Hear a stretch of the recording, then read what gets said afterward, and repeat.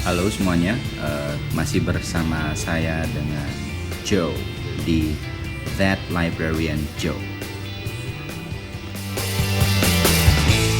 Oke, kali ini saya ingin menyampaikan kepada teman-teman semua, yaitu para guru dan orang tua, boleh juga para murid ya, dan orang-orang dewasa lainnya yang memiliki kepedulian kepada anak-anak. Nah, saat ini saya berada di rumah walaupun saya seorang pustakawan, jadi di sini tidak ada rak buku. Ada rak buku saya namun tidak seberapa ya. Bukan itu. Maksud saya dengan kondisi saat ini di banyak keterbatasan, tidak bisa datang ke sekolah dan tidak bisa mengakses buku-buku di sekolah. Namun saya tetap ingin berkontribusi dengan cara seperti ini. Nah, begini teman-teman, kita perlu juga mengenalkan kepada anak-anak mengenai penulis. Nah, di episode saat ini ingin saya sampaikan mengenai pentingnya perkenalkan kepada anak-anak tentang penulis. Nah, bagaimana caranya? Seperti kita tahu, penulis banyak sekali jasanya kepada masyarakat dan kepada orang-orang karena merekalah yang memiliki ide, walaupun ide itu sendiri maksudnya tidak ada penulis. Saya pernah membaca kutipan ya di salah satu buku, no author is an island. Tidak ada penulis yang tidak mengambil atau bekerja sendiri, intinya ya. Tidak ada yang seperti pulau. Di situ tadi memakai kata island atau pulau. Jadi penulis adalah orang yang menyampaikan idenya dan itu adalah kekayaan intelektual yang dia sampaikan kepada kita semua. Nah, penulis-penulis ini perlu diperkenalkan kepada anak-anak. Mungkin tidak harus membaca biografinya atau tahu seluruh hidupnya mengenai penulis dari buku ya. Namun setidaknya kita menyampaikan kepada anak-anak itu bahwa itulah jasa yang telah diberikan kepada masyarakat yang lebih luas ketika seseorang menjadi penulis. Jadi idenya itu semakin banyak dan bisa disebarluaskan, dan seperti kata dosen-dosen kita di universitas atau mungkin orang sastra mungkin tahu ya, saat kita menulis karya kita itu abadi karena tulisan itu tidak bisa hilang kecuali dilupakan orang ya. Memang ada beberapa macam buku yang sudah terlupakan atau tidak dibaca lagi dan tidak diproduksi.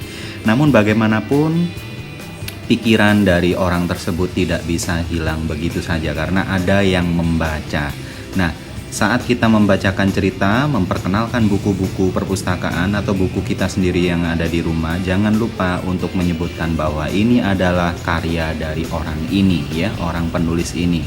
Dan tidak hanya itu, banyak sekali orang yang berkontribusi terhadap penulisan. Misalnya ada ilustrator kalau itu buku anak-anak. Walaupun buku dewasa tetap ada ilustratornya kadang-kadang kan ya, ada skema, ada bagan, ada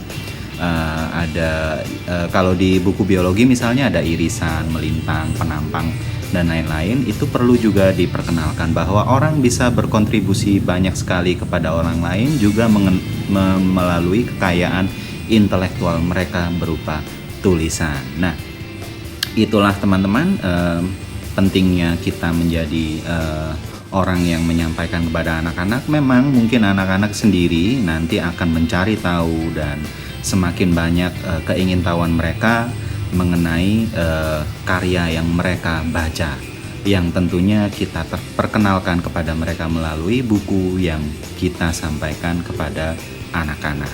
Nah, itu saja mungkin yang bisa saya sampaikan.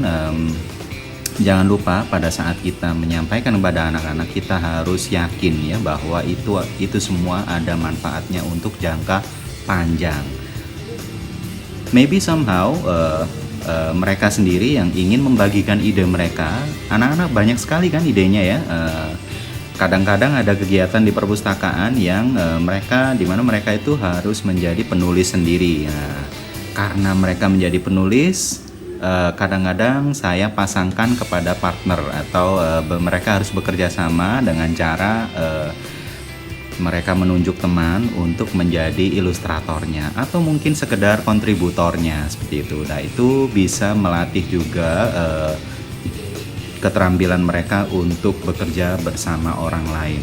Seperti disebutkan di dalam kutipan yang tadi saya sampaikan, yaitu no author is an island. Tidak ada orang yang bekerja sendiri, pasti membutuhkan orang lain. Seperti itu ya.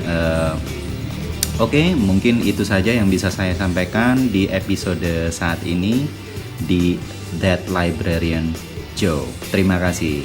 Jangan lupa klik like dan subscribe, dan mungkin jika ada pertanyaan atau ada yang belum saya sampaikan atau mungkin ada yang keliru, bisa ditulis di kolom komen di bawah. Terima kasih. Bye.